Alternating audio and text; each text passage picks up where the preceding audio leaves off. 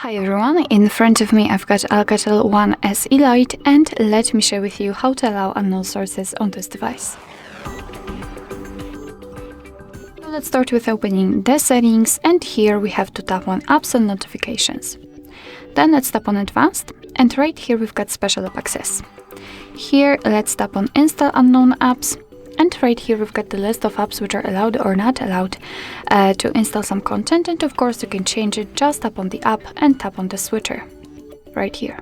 After getting back, you can see that the Chrome is right now allowed to install some content, but be aware that you're doing it on your own responsibility because some third-party apps aren't verified by the developer, so you may put your data and actually whole device at risk. So really remember about that and choose the apps wisely.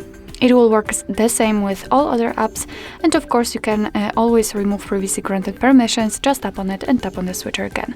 And as you can see, the Chrome is right now not allowed to install anything.